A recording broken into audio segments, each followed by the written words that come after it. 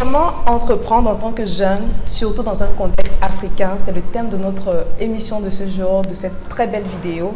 Alors, nous avons l'honneur d'avoir une personne exceptionnelle qu'on ne présente plus, vous l'avez remarqué. Il se fait appeler Dr Claudel, mais je vous avoue que ce titre, je me dis, ne décrit pas vraiment sa personne. Donc, il va se présenter et aujourd'hui, on va apprendre beaucoup. Et je suis sûre qu'à la fin de cette vidéo, vous aurez beaucoup d'astuces, beaucoup de stratégies pour passer à notre niveau. Alors, bonjour, Dr Claudel. Bonjour Kamada et merci de m'inviter dans ta magnifique émission afin de me donner l'opportunité de communiquer sur tout ce que je fais et ce que nous faisons. Merci, le plaisir est pour moi.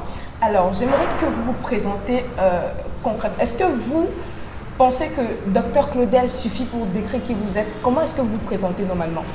Alors, j'aime me présenter par mon nom, sans un titre particulier, c'est-à-dire, je m'appelle Numbissier Claudel Joël, c'est mon nom.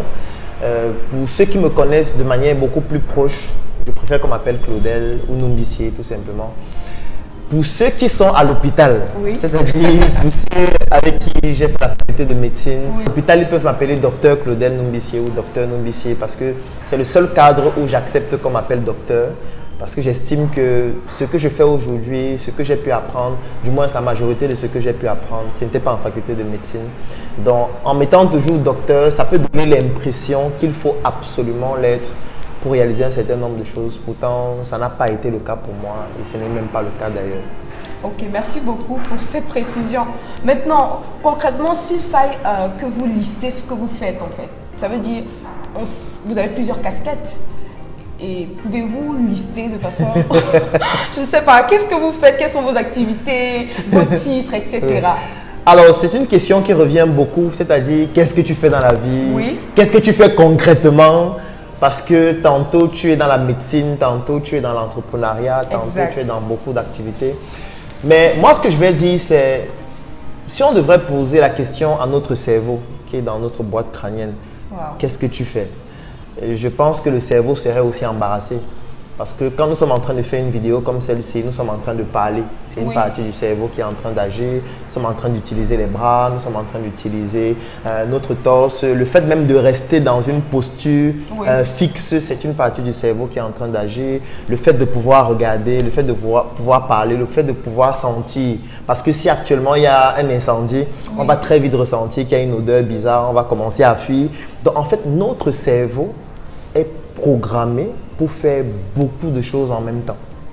Là, je viens de vous citer au moins 10 choses que le cerveau fait sans que vous n'en ayez même conscience. Donc, c'est tout à fait naturel que celui qui porte ce cerveau ait aussi les aptitudes intrinsèques de pouvoir faire plusieurs choses à la fois.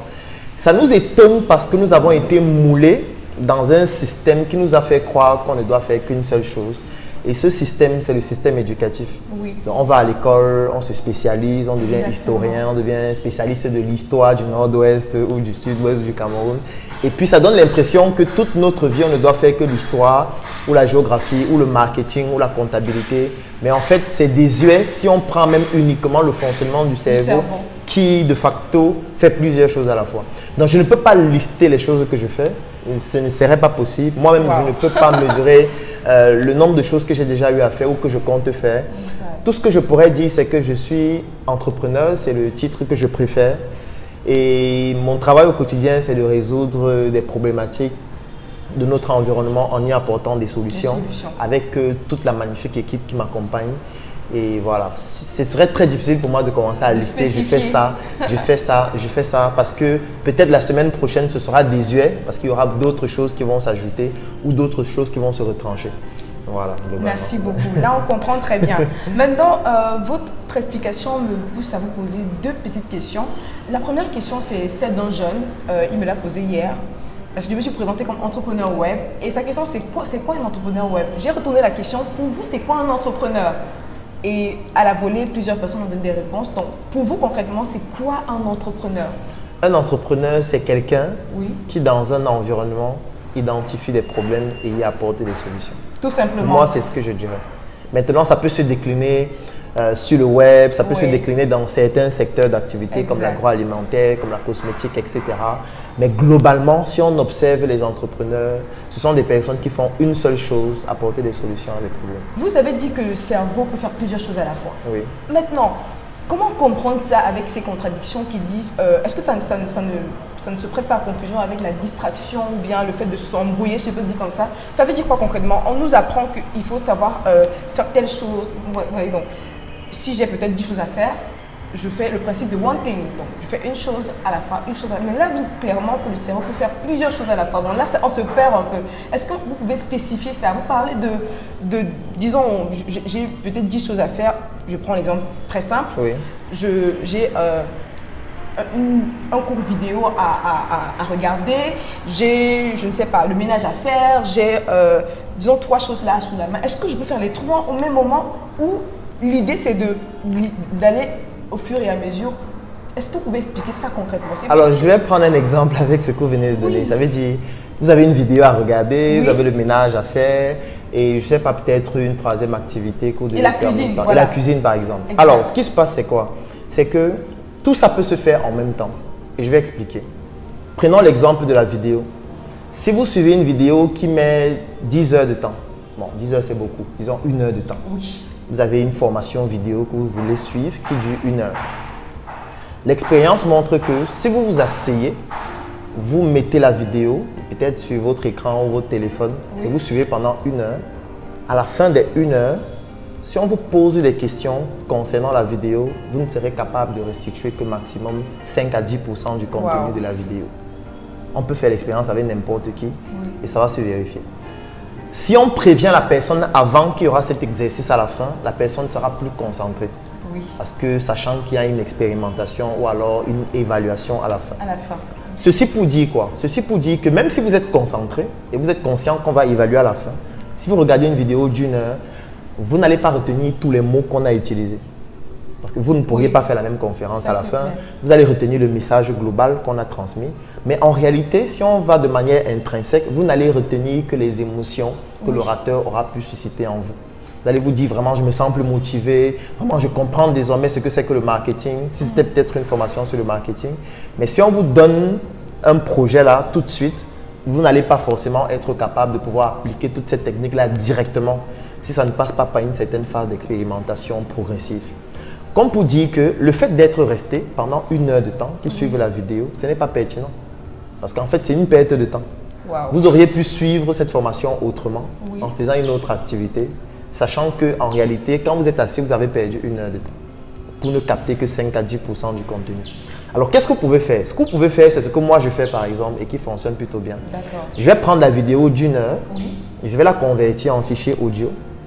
Je vais augmenter sa vitesse de lecture par 3. Parce que je n'ai pas besoin d'écouter tout ce que l'orateur dit, ce n'est pas nécessaire. Wow. Puisque de toutes les façons, à la fin, vous ne retenez pas tous les mots. Parce qu'il y a un fil conducteur que je veux avoir. Je vais prendre cet audio qui a été multiplié en vitesse de lecture par 3. Je vais le mettre dans des écouteurs.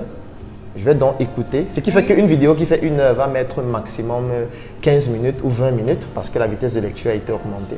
Oui. Et pendant que j'écoute, je vais faire le ménage. Alors, qu'est-ce qui se passe? Certains m'ont dit, mais il va parler trop vite dans tes oreilles, etc. Est-ce que tu vas vraiment comprendre quelque chose? Mais ce que les gens ne savent pas, c'est que notre cerveau a une partie consciente, une partie inconsciente et une partie subconsciente. Le cerveau est comme un magnétophone. Ça veut dire qu'il enregistre tout, mais vous n'avez pas forcément conscience de ce qu'il enregistre. D'accord. C'est la raison pour laquelle parfois vous pouvez écouter des mélodies quand vous êtes tout jeune. Et 20 ans plus tard, ces mélodies soit provoquent quelque chose en vous, ça revient, ou ça vous pousse à être mélancolique parce que c'est associé à certaines émotions. C'est parce que votre cerveau n'a pas oublié cela. Donc, si vous le faites de manière mécanique régulièrement, qu'est-ce que ça fait? Ça crée des connexions de neurones dans le cerveau, ce qu'on appelle des synapses. Et si c'est répété plusieurs fois, c'est le mécanisme en fait de rétention de la mémoire. Ça veut dire que vous allez commencer à comprendre ces notions-là inconsciemment. Et ça va vous permettre de pouvoir les appliquer.